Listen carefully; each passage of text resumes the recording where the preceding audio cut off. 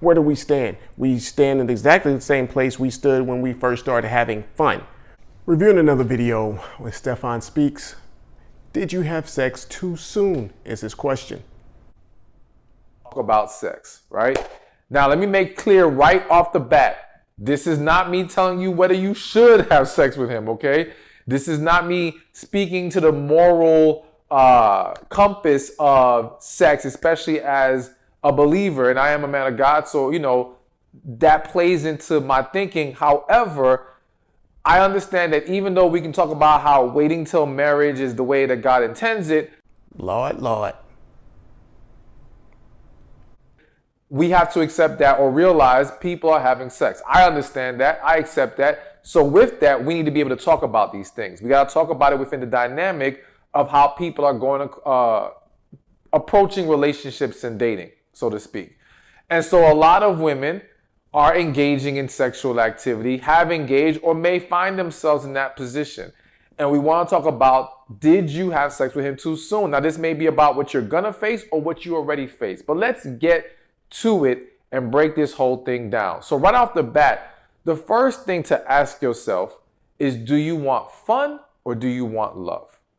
So listen, before we can understand if you had sex too soon with a man, we have to understand what is your true core desire overall. Now, some of you might say, why can't it be both? Why can't I want love but still want fun? And all right, said a bunch of nothing so far.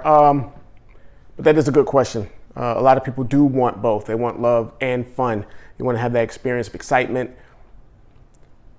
but you want to be progressing into love status, marriage, long-term relationship. Here's the deal with that.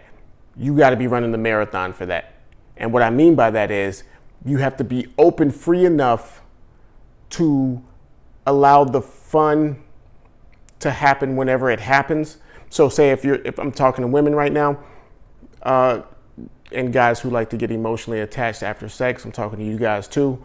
It happens. I've been that guy a number of times, so it does happen. If you're going to have fun with someone, it's exciting, it may be spontaneous. When you're doing this, you generally don't have we're in a relationship status. And because of that, you have to allow the fun to continue to be fun without any, connect, meaning without any status change.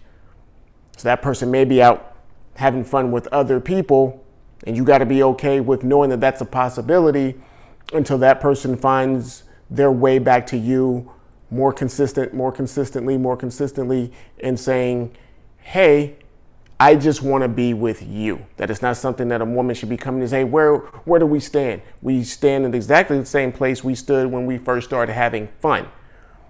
On the flip side of that, if you want long-term and you want it to be something, then you have to understand that you may have to prolong the sex.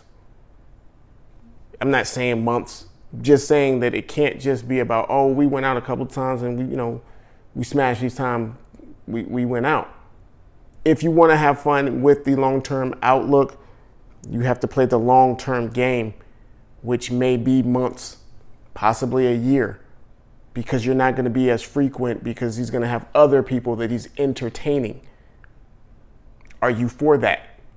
Because what you're trying to do is you're trying to, I'm using the lasso effect of a rodeo. You're trying to, we have fun, and then you're trying to slowly, amoeba-like, get them into your grasp until you consume them. And that's going to be something he's going to push away from because you didn't start off that way. Technically, yes, you can do both, so to speak, but understand that one can undermine the other.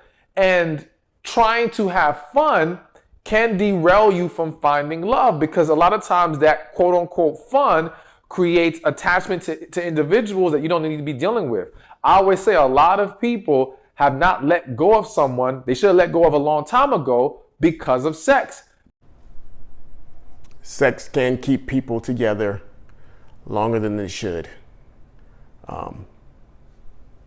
It's the truth. If you've been there, then you already know. How you get around that, that's up to you. I wish I had the answers. If it did, I'd bottle it up and I wouldn't be talking to you on YouTube about relationship issues. I'd be selling that product. But if you have an idea, leave it in the comments below. I'm going to keep on for a few more minutes maybe and see if he says anything worth commenting on.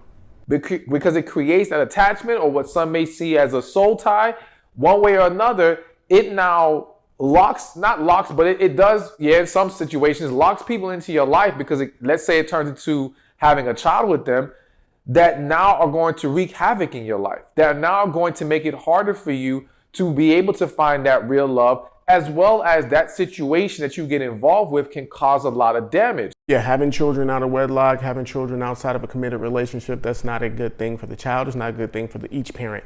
It's a pain in the ass, and it's just a straight bill at that time, or a headache when you're trying to go out and have fun and you need somebody to watch your kid. Who wants to watch your kid? Why don't you watch your kid? Oh, well, no, we're not doing that. So yeah, be careful when you're out having fun, especially with use of protection, not just for the kid's sake, but also for health reasons. So you got to be careful when you're out having fun, and especially if that person's out continuously having fun and you guys have not settled on a spot where you guys are going to be exclusive. So it's not that it's impossible, that no one has ever survived having sexual relations with someone and then moving on to finding love. It is possible, but you've got to understand what you can handle. And we're going to talk about that a little bit more, but also what the whole situation entails, what comes along with this person that you're going to be dealing with and this dynamic that you're entering into. There's a lot to think about. And then the problem is when we're trying to have fun, we're not always considering all these things. Nope, it's an emotional driving force. Fun is excitement. It's all those things that you can, mix up into a nice concoction of enjoyment of life. Oh my gosh, we had a great night. We partied, we drank, we had sex, we woke up, he passed out on my bed. I laid in his arms. You can do all those things, and then you find yourself waiting for that moment to happen again in another month, and you wanted it to happen a lot sooner. And he's like, no, we had fun.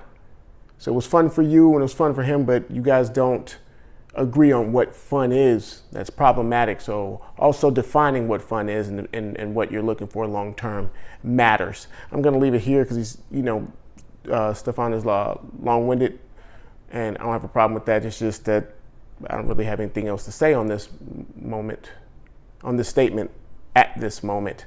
If you disagree with some of the things that I said, if you have definitions of what fun is and ways, or if you have an idea of how to make fun for the moment a long-term possibility, leave it in the comments below. Interact with me.